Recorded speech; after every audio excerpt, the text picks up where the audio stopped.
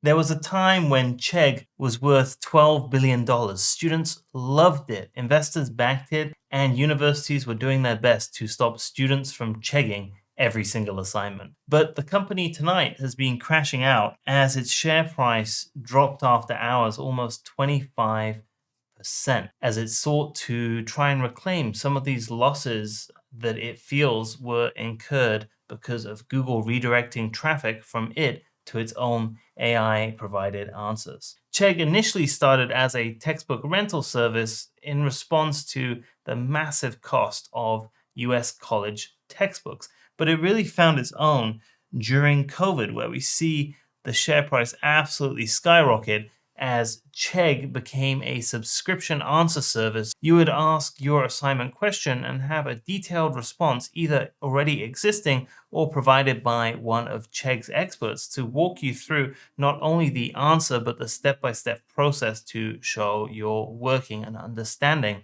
of the assignment. But after that massive amount of user growth during COVID, Chegg really struggled to keep it up. And during that time, ChatGPT was releasing better and better models that Chegg was openly admitting it was struggling to compete with. You could say that the writing was on the wall, but rather than continuing to adapt, Chegg drove forward, keeping even its textbook rental service that wasn't making as much money going. Now, if you've been to a high school recently, you might have noticed that the library doesn't have any books. It's only a place for students to open up their laptops and iPads. So that part of Chegg's business model in the medium run is bound to disappear. What have been these main factors that have led to Chegg's decline? It's clearly been going on for quite some time. Now, firstly, Chegg had a massive reputational issue with universities. To students, they loved it, but to universities, Chegg was seen as the devil, providing a way for students to cheat without any sense of having repercussions. And that reputation was loved by students who found that chegging might be a great way to even the playing field during a very difficult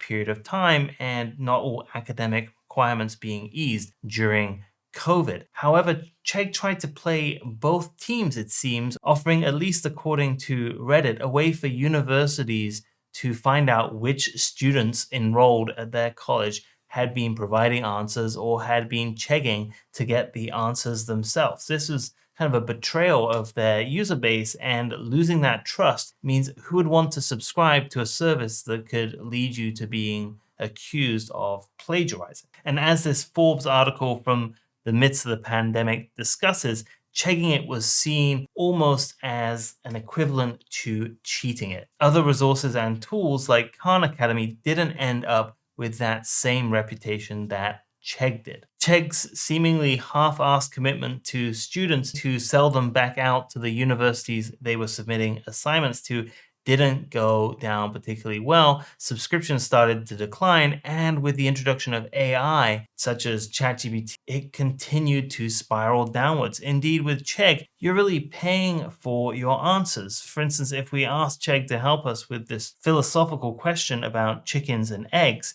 we do get a response, right? Oh, we can get the solution to what came first. And when we get it, we get neither and both. It's an inherent dichotomy. Okay, what does that mean? I want to submit this answer. I want to write an essay on it. Oh, I've got to sign up to see this answer. Okay, well, what happens if I ask ChatGPT? I'm basically getting a fully fledged solution and response template that I can utilize, that there's some concept here that I can go deeper into without having to sign up. So Chegg's whole solution they proposed really falls short of the competitors massively. Indeed, ChatGPT offers here several perspectives that you can bring up: the evolutionary, the mutation and speciation, the philosophical angle, the chicken gene. Okay, I mean, I don't even know half of these, so I'm impressed by the answer ChatGPT is giving me. There's a lot of ground to work with, but with Chegg, I'm still having to sign up.